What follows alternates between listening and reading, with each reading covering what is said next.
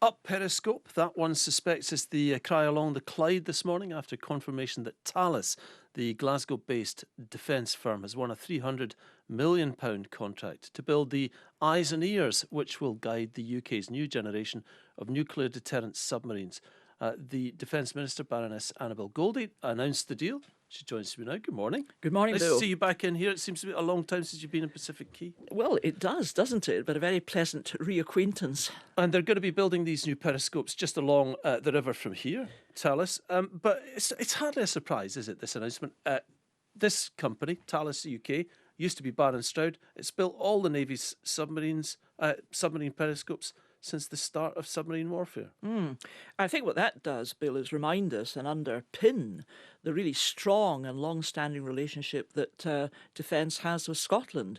You're quite right. The iconic name for many people is Barron Stroud. The modern reincarnation of that is Thales, a very strong defence company. But it reminds us of this long-standing, strong relationship that we have with Scotland.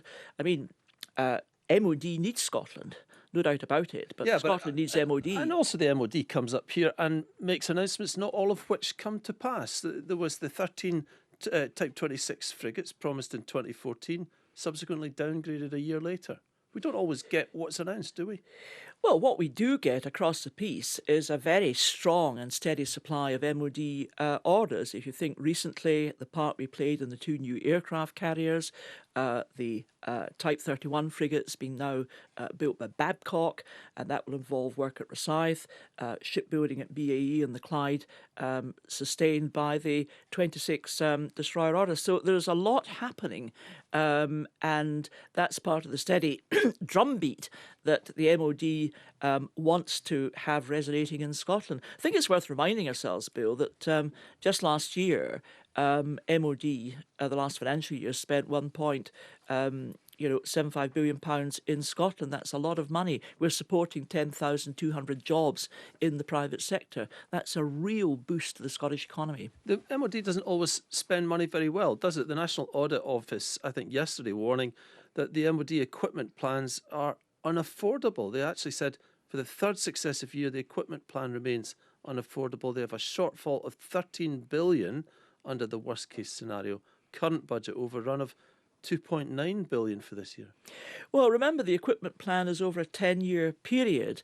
Inevitably, because of what it is, it's complex and it's challenging. It involves large sums of money, and there have been historical difficulties. But I'm pleased to say that currently in year we're in budget. In the previous 2 years we've been in budget. We've identified savings of nearly £8 billion for equipment, and of course Defence got a boost of a 2.2 billion increase to its budget. So we are actually managing to address the legacy of overspend difficulties. This government, Boris Johnson, has signalled the first major increase in defence spending for 5 years. But there's also going to be a big review of Britain's place in the world since the end of the Cold War.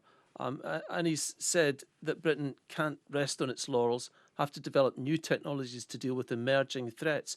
That sounds to me a little bit like code for, do we really need a deterrent?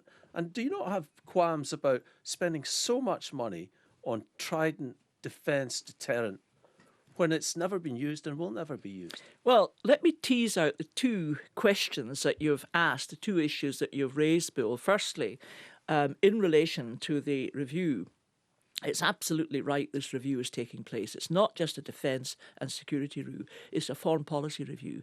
Now, we are, in the global world, in the current century, encountering new challenges undreamt of by our military planners 10, 15, 20 years ago.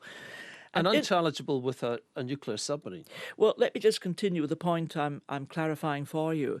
It does mean that we need to now be clear, what is our foreign policy going to be? What are our aims across the globe? Because tied in with foreign policy has to be defence policy. So I think this is timely.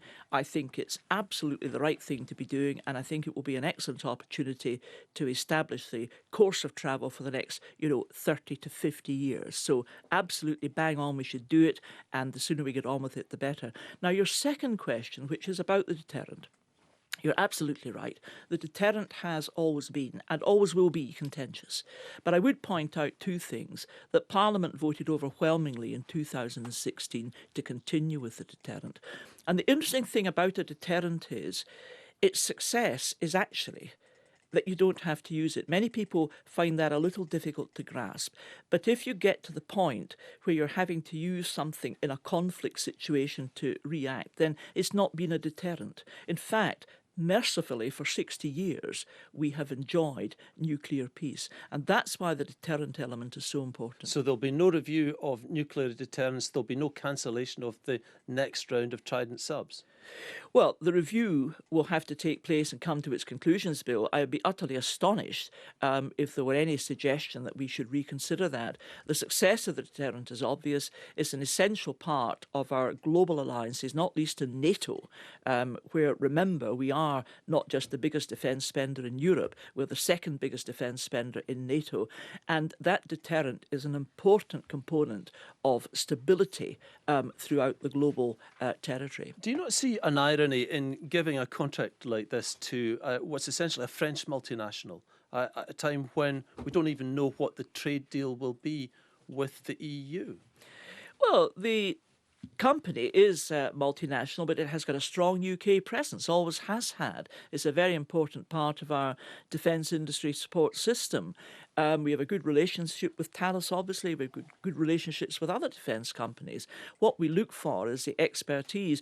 And what you said at the very beginning of your piece, which is that as far as Glasgow is concerned, defence is good news. Defence is good news in terms of supporting jobs in Scotland, supporting jobs in Thales and Glasgow, and also continuing that first-class engineering tradition of providing periscopes coming from Scotland, the design, the construction coming from Scotland, a pattern that's been carried out over 100 years. Fantastic story. I think we should be proud of it. Baroness Goldie, thank you very much. Thanks for coming in.